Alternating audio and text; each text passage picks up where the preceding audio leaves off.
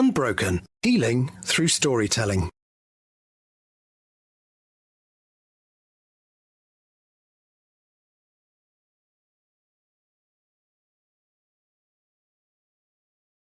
My guest is Darren Harris. He is an author, speaker, and coach on mindset mastery. He works with forward-thinking organizations that want inspiration, courage, and determined to tackle life's biggest challenges. Black, blind, and a badass footballer, Darren is the most capped England blind footballer, and he uses real-life examples to bring different perspectives to his client in business, education, and sport. His motto, "The eyes are useless when the mind is blind," transformed his thinking of what blindness means and began his mission to unblind the mind. Darren is a regional president of the Professional Speaking Association, a graduate of the Coaching Academy, Amazon #1 best-selling author, and a recipient of an honorary doctorate for outstanding public service. So welcome, Darren, to the show. How lovely to see you again, because I had a little technology failure last time. So thank you to agreeing to re-record this episode with me. Well, I think all of us that have been working in this online space for the last 18 months have also had a few technical glitches. So it's just part of the job, isn't it? Absolutely. So you know my show is called Unbroken, and the first question I always love to ask everybody is, what does that word unbroken mean to you, Darren? Well, for me, it means that I am still in one piece. And I've always believed that everybody does have their breaking points if we, don't look after ourselves, or we don't get others to look after us when we're really struggling. So yeah, for me, it's trying to stay intact, and whether it's mentally, physically, or whatever way we like to think about it. Yeah, I ask that question to everybody every week, and I always get a different answer. But you have to be the most cheerful, upbeat person I think that I have actually ever come across. Without a doubt. Yeah, oh, well, that's really nice to know. I think very early on, my mother said to me, "You're black and you're blind. You're gonna have to work twice as hard as everyone else to achieve whatever it is you want in life." So she never ever let me use my blindness or my blackness as an excuse. And I think I was a happy child, actually. My mum always said I was a happy, kind of smiley kid. I was always quite adventurous, always doing quite crazy things. And when we're happy, we're more creative, we're more productive. And I suppose fun is quite high on my list of values. So Good. yeah, I've always done a few silly things in my life, and people always wanted me to take life a little bit more seriously, but why bother? I'm actually with you. I think when we've been through stuff, now I just think, I'm just not going to take life too seriously. I'm here to enjoy my life, Yeah. Absolutely.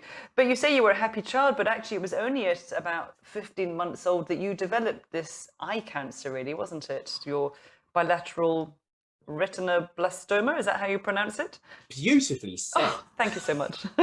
You could have been a doctor, maybe a medical doctor. Perhaps not. So you're absolutely right. I was 15 months old and I was diagnosed with bilateral retinoblastoma, which is a cancer that affected both my eyes. My left eye was removed. My right eye was treated with radiotherapy. Actually, we didn't really know at the time that children could get cancer, and we certainly didn't know that you could get cancer of the eyes. So when my mum noticed this redness in my eyes, she didn't really know what it was. Took me to the eye infirmary. They kind of thought they knew what it was, but they sent me to Harley Street in London for a second opinion. And yeah, they concluded that's what it was. And at the time, they wanted to remove both my eyes, but I think it was my granddad that begged them to save one of my eyes. He couldn't really imagine what it would be like for someone to grow up without any eyes and to see nothing for the rest of their life. And that decision, I suppose, had pros and cons, as all decisions in our lives tend to. So, I mean, the pro was that I was able to see for quite a long time. Certainly in my early sort of teens, I could still see enough to kind of get around. I could still read large print, and I still had a little bit of vision even into my 20s.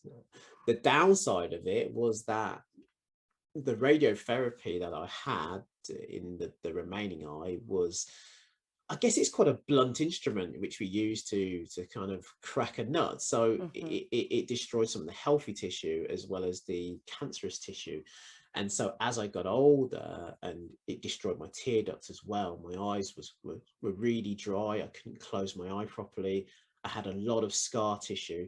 In fact, I'll take my glasses off and show you what that eye looks like. And you'll see, like, you know, this is the eye that I could see out of, and I have to put all these eye drops in it just to keep it moist, because, as I said, I don't produce any tears. And even now, it's always uncomfortable. I'm in pain every single day because of that. And but I wasn't aware that there was pain every single day, because you would never know that from knowing you. Yeah, no, you know, because I literally can't close my eye. It's kind of, my eyelids is literally sort of stuck to my eye. It's almost like it's been fused to my eye. So it's strained every day. And then sort of my eyelashes then sort of rub onto the surface of my eye and make it really, really sore. And my bottom eyelid as well kind of sort of rolls in. So I just get this constant friction and rubbing. And I've often wondered whether, as a little treat for my 50th birthday, whether I might actually have it out and and just go with two false eyes, because there's no vision there at all now, is it? No. You don't even see shadows or any light or anything. No, it's not serving me any purpose whatsoever. But certainly when I was younger, I remember, you know, one of the reasons why I started wearing dark glasses was for that very reason, because there was an incident with my younger cousin, and she saw my eye and she was extremely scared of it. She went and ran and hid behind a sofa and basically literally started screaming and crying, and I remember all of the sort of the adults, my mum and my uncle and my aunt, they all went to comfort her, and no one came to me. And I kind of thought, well, I haven't really done anything wrong. And it was such a kind of traumatic experience for me that I kind of never really wanted to go for that situation where people either be sort of scared of me or just sort of staring at it with sort of morbid fascination. And, you know, it kind of affected everything I did. You know, when I sat on the bus, I'd always sit on the right hand side of the bus so that, you know, people couldn't see me. Or when I sat on the train, I'd always choose a seat which didn't have a table so that, you know, people couldn't sort of directly look at me. And so yeah, you know, all of my kind of behaviors are impacted by that kind of experience, and that was one of the reasons why I kind of started wearing glasses. And also it kind of kept my eye a little bit moist as well. It stopped my eyes drying out so much because it kept the wind out of my eye, and I was able to kind of retain a little bit more moisture in my eye, which made it a little bit more comfortable. So that was my and I know that the last time we did our recording, you didn't wear your glasses the whole time. You said that you're starting to not wear them because it's not really about, you know, making other people uncomfortable. It's about being the real you. This is who you are, really, isn't it? Absolutely. And I suppose it's always been a kind of question I've asked myself in terms of, you know, who am I wearing these glasses for? You know, is it to sort of protect me from the world, or is it to protect the world from me? And I think how we all engage in things being less than perfect, and how we embrace, you know, any of our imperfections in our body. You know, some people have got, you know, little spots on their faces or little blemishes, and mine's pretty major actually. And, you know, and it does draw a lot of attention. And I suppose when I'm walking around with people, it also kind of draws attention to them as well, so they feel uncomfortable being with me, because, you know, they can actually see all the people kind of staring at me and pointing at me, and it can be quite uncomfortable for them as well as me. And even if I'm walking along the street, there might be a child with their parents, and they'll see my eye or something like that, and they'll want to kind of comment on it, and I suppose as adults, as anyone who's out there as a parent, and your child does that, I would always encourage you to kind of get them to engage in that conversation. Yeah, to be curious and ask the questions, because from a child we don't mind really, do we? Because that's just normal curiosity.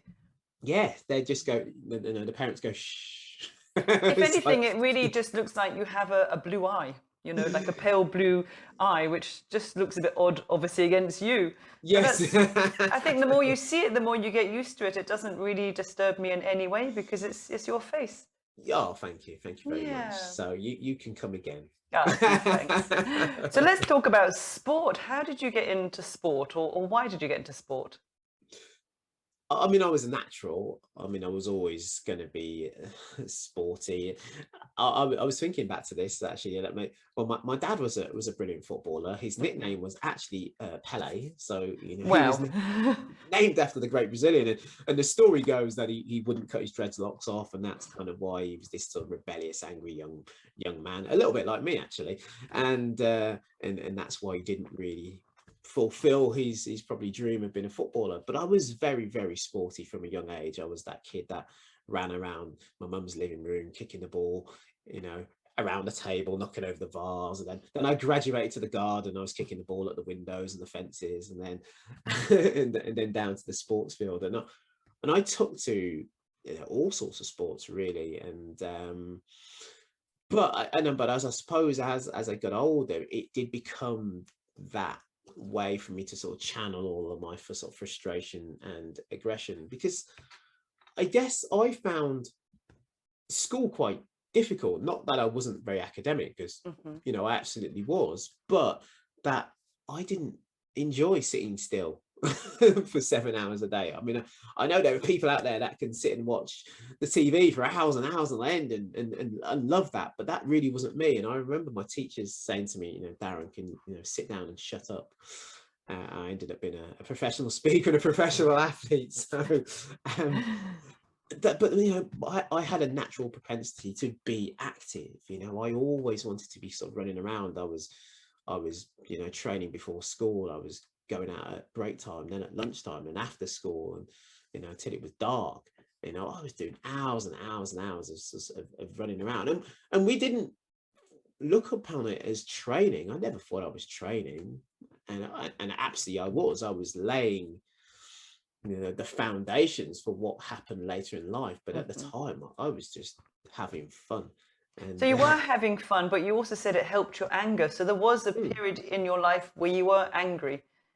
yeah, you know, I was angry because I was losing my sight. I was as angry because I had an absent father. There was lots of reasons why I was angry.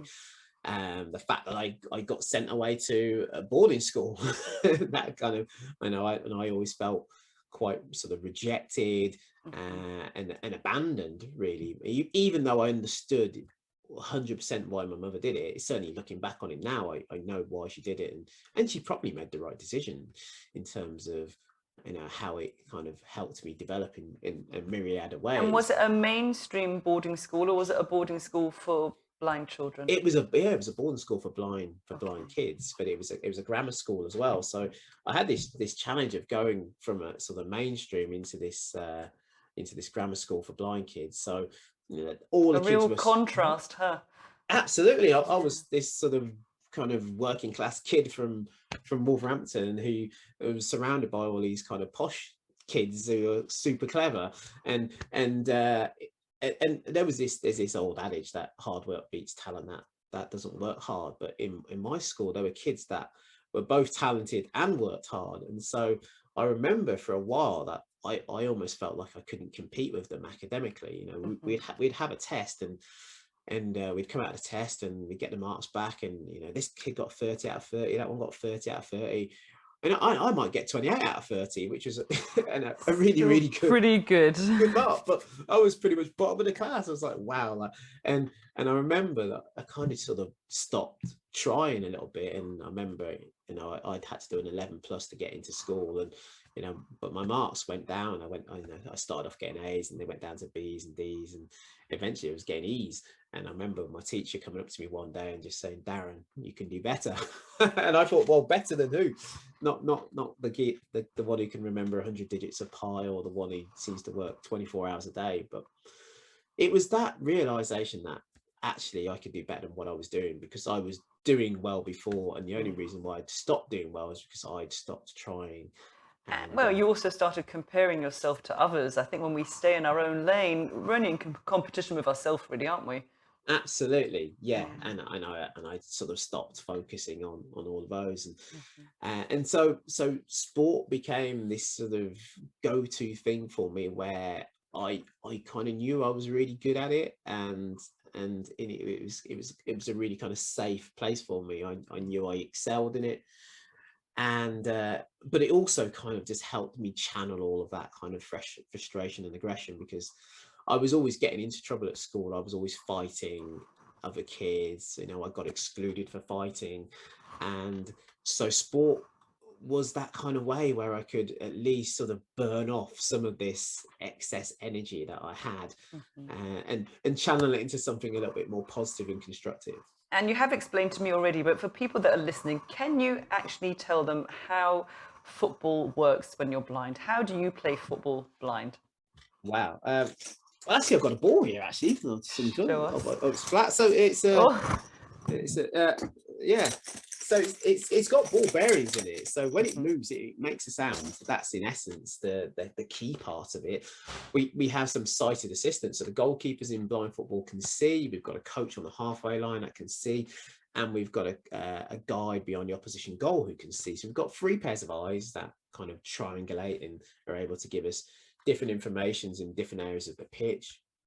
But I suppose the key thing we're relying on is these things on the side of our head, our ears, and learning to separate out the sort of the useful information from the useless information, because there's an awful lot going on. And actually, when I'm watching a game of blind football, and I use the word watch kind of because I use a lot of visual language, probably because I used to be able to see, but I do say that. And so but yeah, when I'm on the side watching blind football, I'm amazed how we actually manage to play it, because there is so much noise on the pitch. There's the players shouting and communicating with each other, there's the coaches shouting, and all of this time you're trying to listen to the ball at the same time. So it's phenomenal. But I suppose what we really do is try and map out the whole pitch. So before a game, I will walk the length of the pitch, then I'll walk the width of the pitch, and I'll try and map out everywhere on that pitch, so that any one moment in a game I kind of know exactly where I am, and I'm using the direction of the wind, I'm using the gradient of the pitch, the camber, I'm sort of looking for any sort of little divots or anything, any kind of cue that I can use that can give me a bit of extra information. It could be a building where the sound kind of echoes off a building, and then there's some open space, and you can use all of that extra sensory information to build up a better map of what it is that you're trying to do. And I know how brilliant you are at mapping, because our friend Natalie Kuresh, who I've also interviewed for the show, told me that she once gave you a lift to PSA Birmingham, and when you both left, she went, "Oh, I can't remember where I've put my car," and you went, "Oh, it's over there." And she said she was just amazed. You knew in an instant where she'd parked a car without seeing. So yeah, you definitely see and take in a lot more than other people. And it's you have to, in essence. If I didn't do it, then I wouldn't really survive. So I've had to find solutions to problems that other people haven't even considered. Whether it's crossing the road as a completely blind person, whether it's knowing where you are when you're on a bus. Because believe you me, that not all of the bus drivers know all of the stops on a particular route. So I've been on many a bus, and I'll say, "Oh, can you tell me when we get to the Yenton?" And he goes, "Oh, I don't know where that is." So, so I think people would be really interested also to hear that you went to uni and you studied maths, and this was really before we had all the technology. So how did you do that? It's quite incredible. I know I could have chosen an easier subject, couldn't I? Yeah. I often thought that, but I'm always up for a challenge. And so my sort of daily experience at university, when I wasn't partying, was that I'd borrow somebody's notes from a lecture that we'd attended. I'd get someone else to read those notes to me, and that person had to be someone who understood maths, because maths, we use loads of funny Greek symbols, theta and mu and lambda and all of these strange symbols. And if someone described it to me, I wouldn't necessarily know what it looked like. So they could say, well, it's this shape, but I wouldn't necessarily know what that was. So I had to get someone who understood maths to read those notes to me. And then I'd braille all those notes down. And then there may be a book in the library that I'd need to reference or get some information from. So I'd go to the library, someone, get people to read information to me from that. Then I'd work out how to answer the questions, write them up in braille, and then I'd have to read it back to them for them to write out, for me then to hand it into my lecture. So like 5 times the work or 10 times the work of any regular student, really. Absolutely. And I suppose the frustrating element of it for me was that when I came to apply for jobs, and we did the milk round, as it was called then, it was when all the top companies came round to universities and started recruiting, and a lot of them had a minimum 2-1 requirement before you could even apply. And I ended up getting a 2-2, partly because I spent an awful lot of time partying, but also that I didn't feel my grade was a real true reflection of my ability. Yeah. But from their point of view, they don't understand your struggle. They don't know what you've had to do to get there. And it was just one of those things that I just had to kind of suck up and deal with. But I did kind of feel it was a little bit unfair. But yeah, they didn't really take into consideration the extra workload that was involved for you. Yeah. But you know what? It didn't matter in the end. No, because you worked in IT, didn't you, for about 9 or 10 years, if I remember correctly? Yeah. And I guess I was always that type of person that just took opportunities when they arose. And I didn't actually apply for an IT job. So I applied for a different job, and they rung me up and said, well, we haven't got any vacancies left in that department, but would you be interested in IT? And I kind of thought to myself, well, might as well, I'll give it a go. And I ended up doing it for nearly 10 years. So brilliant. Yeah, that's how it goes sometimes. You just never know where you're going to end up. Yeah, so as we're speaking now, it is the Olympics 2021, which is obviously a year late. When this episode goes out, it will be past, but currently it is the Olympics on at the moment as we're watching. And you qualified, didn't you, for Athens in 2004? What was that experience like to go to the Olympic Games? So Athens was the sad story, really. I qualified for Athens, but I didn't go. Yeah. So because I was playing blind football.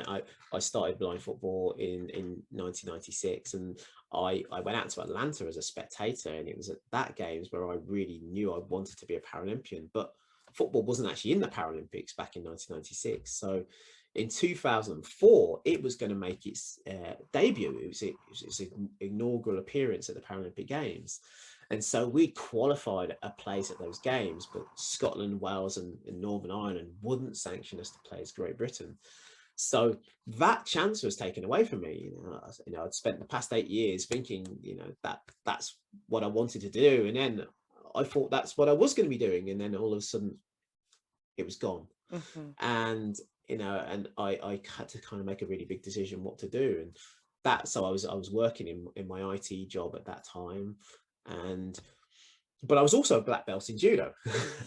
I know. So you have the ability to switch, don't you? Which is like, excel in one sport and you just switch and you excel in another sport. Yeah, well, I was watching, I think it's one of the boxers, Lauren Price, who she did, she's doing boxing now, but she did taekwondo before, and she also played football. Most athletes phenomenal. Most athletes can do lots and lots of different sports, because there's a lot of ingredients which are common to lots of different sports. But so the transition wasn't as massive as it seemed, but there were differences. But what I did realize was that if I was going to qualify with judo, then it wasn't something that I was going to do part-time alongside my job. I couldn't work full-time and do judo 2 or 3 nights a week, and that was going to be enough for me to qualify. I realized that the only way I was going to qualify for the Beijing Games was if I quit my job and trained full-time.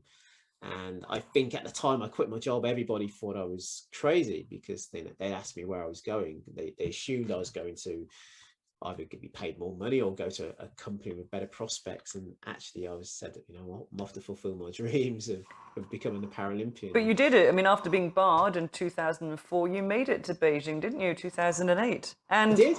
London again, wasn't it, 2012? And that was Yeah, back again with football. yeah. So Yes. I went back to football. Yeah, I mean, I just started picking up lots of injuries with judo, broke my ribs, tore my ankle ligaments, and just the volume of training and sort of training twice a day, 6 days a week, was just taking its toll on my body.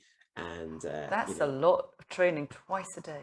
I yeah. do karate. I go twice a week. Oh my gosh, twice a day.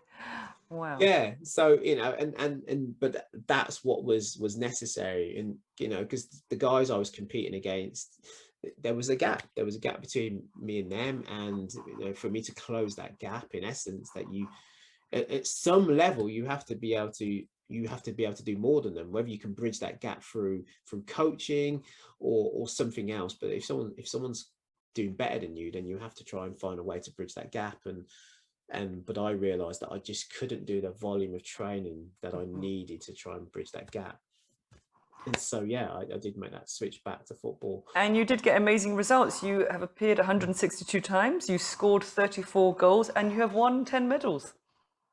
Yeah, and that didn't win one at the Paralympics, but yeah, I certainly got lots of European medals. And I think the medals and the appearance and that longevity in my career came from a meeting really with a psychologist. So that actually just before I went to Beijing, where the English Institute of Sport gave us access to all of these sort of top people, professionals in different areas. And I started speaking to this psychologist about performance. And I was very cynical about psychology.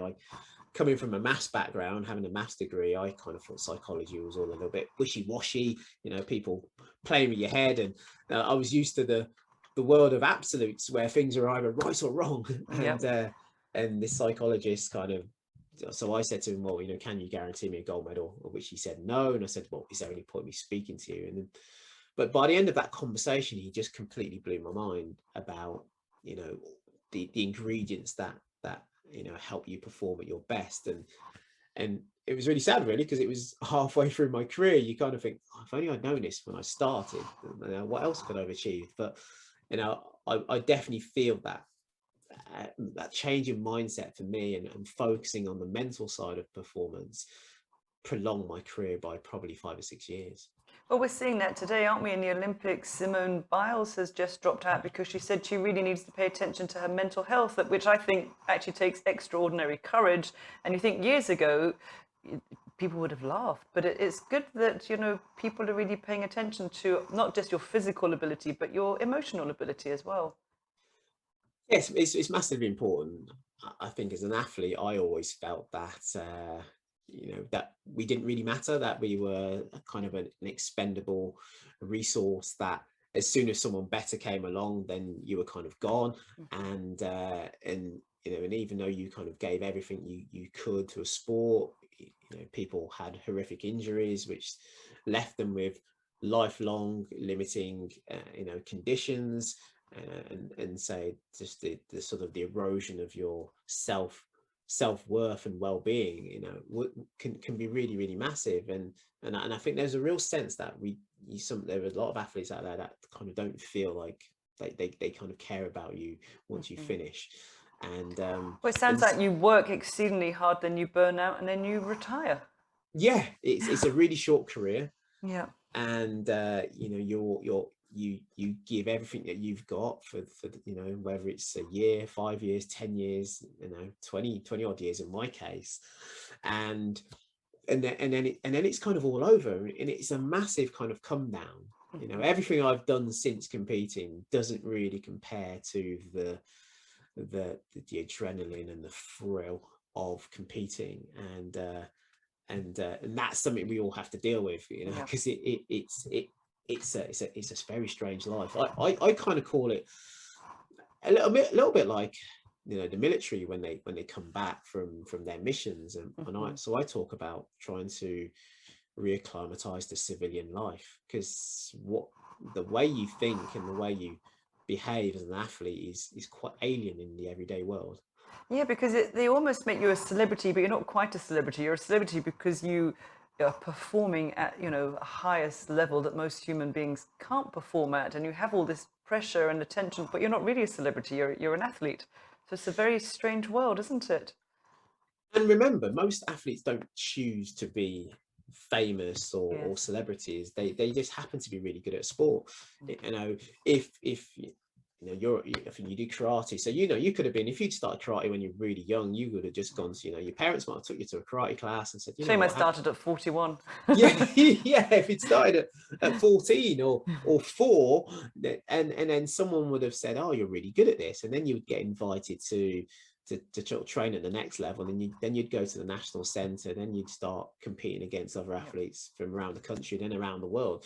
But you don't actually sort of choose this kind of lifestyle. It's kind of strange for you to, you end up, you know, in the case of Simone Biles, you end up being this sort of global megastar with all this attention, which you don't really, Yeah, it's nothing not can what really she went prepare you into her profession for, really, was it? It's her love of gymnastics. Yeah, yeah. Yeah. And you know, you do get some media training.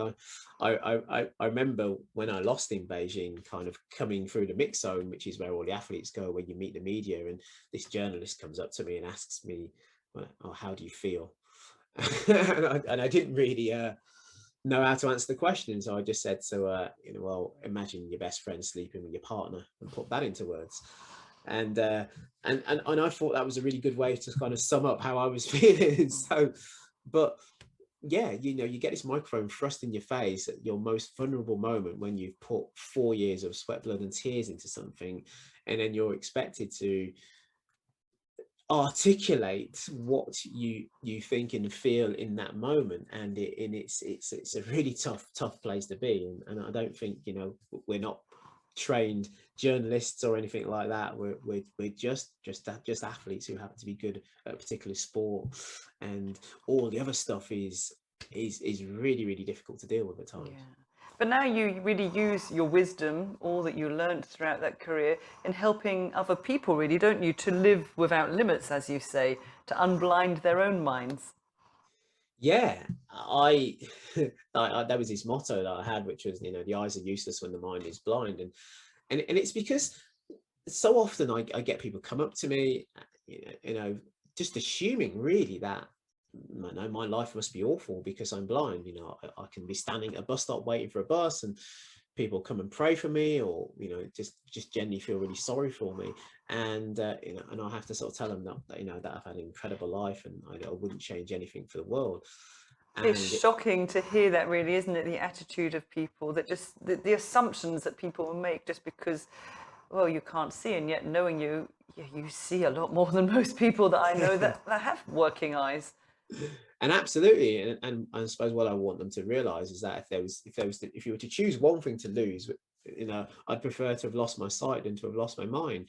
You know, our mind is absolutely critical to what we are going to accomplish in this world. And so kind of unblinding your mind was really about understanding and realizing your true potential, and seeing all the opportunities out there that present themselves, and having the courage and the determination to go and take them when they're there.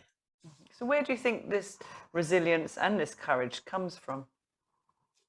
So I think it comes from life. I I always remember my ex-partner sort of saying to me once that, you know, she wished she could be more like me, and I said, well, you know, if you haven't had the same life experiences, then you're not going to be like me. And But there's some truth in that. But two people could have the same life experience as you and come out very different. You do have an extraordinary attitude to life. well, maybe it's just a gift from God. I mean, it's hard to And your mama as well. I think your mum did a good job for all yeah, the mums out there. yeah, my mum was incredible, you know, and actually she said, as I said earlier, she never let me use it as an excuse. Yes. There was a situation when I was about 16 years old, and I'd got the train back to Wolverhampton, and a few weeks earlier my mum had shown me where the bus stop was. And so I got back to the station, and it was in the days when, you know, we didn't have mobile phones, had to go and use a payphone. So I went and rang my mum and said, oh, you know, I'm at the station now, can you pick me up please? And she goes, well, no. He says, you know where the bus stop is now. And and she let me do it for myself.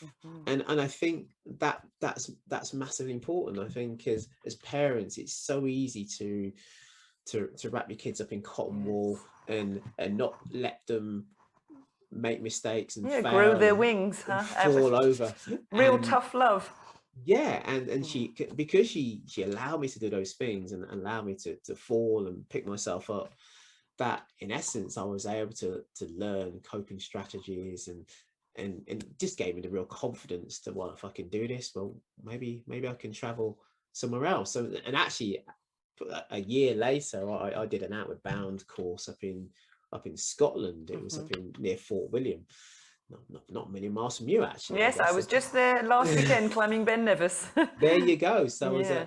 I was at Lochiel, and she'd said to me, well, do you want me to drive you up there? And I said, you know what, I'll just get the train, because actually her partner at the time smoked, and I thought, there's no way I'm going to sit in a car with a smoker for 4 hours. So I decided to get the train on my own, and it was, I was 17 years old, and I was traveling 4 to 5 hours on the train on my own, in a time when we didn't have mobile phones where your parents could constantly be checking up on you. So the next time she was going to find out if I was okay was when I got to a station and could go and find a payphone and call her to say, okay, I've got to Glasgow now, or now I've got to Oban, or now I've got to Fort William.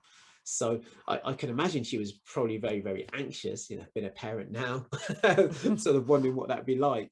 But yeah, she really allowed me to develop and grow, and gave me the all of those things have allowed me to develop all of the skills and the processes which have served me well throughout my life. And being a parent now, just total nosiness or curiosity, your cancer that you had, was it just a strange thing to get, or was it a genetic thing? Do they know if your children would ever develop that? Good question. So yeah, my condition was hereditary. It was a 50-50 chance. And depending on which way you look at it, he was unlucky, but in a lot of ways he's fortunate, because the big difference between him and me, even though we've got exactly the same eye condition, is that mine was detected at 15 months and his was detected at 5 weeks. And so I didn't know that. He had an instant treatment, and he's got perfect vision. So that's amazing. I always see myself as a guinea pig, and I suppose that's what we all are. We make all the mistakes and failures so that others benefit from those, and so yes, but we learn so much from our mistakes, really, don't we? I think we should make a few more. yeah, absolutely. So yeah, he's going to be able to see perfectly fine, which is really, really strange that say we've got the same condition. But when I think about it on another level, that there are people around the world who will have the same condition as me. And I remember going out to a couple of countries in Africa, and there was a friend of mine who runs a charity that helps people with my condition in Africa. And she was saying, she'd love me to go and meet some of the doctors out there, because they'd never met a survivor of retinoblastoma, because by the time they pick it up, in some countries it's too late and the kids just never survive. And so it's a real serious condition, and it can take your life if it's not picked up early. And so fortunate to be able to live somewhere where that technology, that science is available to you. Yeah, truly blessed. Absolutely. Yeah, so absolutely. I could look at my life in so many ways and think, well, if I only had this and if I only had that. And for a long time I did focus on that. I used to go to the doctors every year when I was a teenager, hoping that they'd be able to get my sight back. I thought there'd be some miracle cure, because we kind of all think that they can put someone on the moon, they can do all sorts of things in this day and age. So you think, well, why can't they fix my eyes? But once I changed my focus away from what I didn't have to what I did have, then life suddenly got an awful lot easier and an awful lot better for me. So I just think of that quote, we can't change the things that happen to us, but we can change the way we feel about things that happen to us. And that's exactly what you did, really, wasn't it? Yeah, absolutely. Yeah, it's almost like once my sight was all gone, it was, it's gone now, so I can focus on other things now. And yeah, that was but I suppose you always need a bit of inspiration. I mean, when I was a kid, I didn't know lots of blind people, and I certainly didn't know lots of blind people doing amazing things. I probably thought I was going to be a kind of a piano tuner or a basket weaver, something like that. But I do remember one of my early experiences of going to that blind school was seeing these two kids on a bike. So there was this bike shed at my school, and I remember just standing there chatting to a group of lads once, and I heard the hum of this bike approaching, and I just expected, talking about assumptions earlier, I just assumed that the person on the front would be sighted and the person on the back would be blind. But when they went past, it was like both pilot and stoker were completely blind, and I was like, wow, like what is going on here? And they were sort of weaving in and out of people and going around obstacles and braking and accelerating out of corners, and it completely blew my mind as to what was possible as a blind person. And so I was a little bit in awe of that at that moment. I was like, oh, I'd love to be able to do that. Yes, I knew that would be your first thought. I want to have a go. yeah, and find someone crazy enough to go on the back, I mean. So I don't know if you fancy it, Madeline, maybe. Anytime. I'll go on the back of your chopper with the big purple tassels and white handlebars. Yeah. So I know that you speak and you are a coach, but were you talking about starting your own podcast show, or has that happened? Yeah, I have started, but yeah, it's out there. The first episode's out, and I'm hoping to have more on the way. I've got a little distracted over the summer, not been as organized and as prolific as you to have them in advance and to be going out absolutely weekly on the dot. So that's a goal for me to well, we will put all the details in the show notes. It just really leaves me to say thank you so much for coming on the show, Darren. It's just been brilliant to speak to you again. Unbroken, healing through storytelling.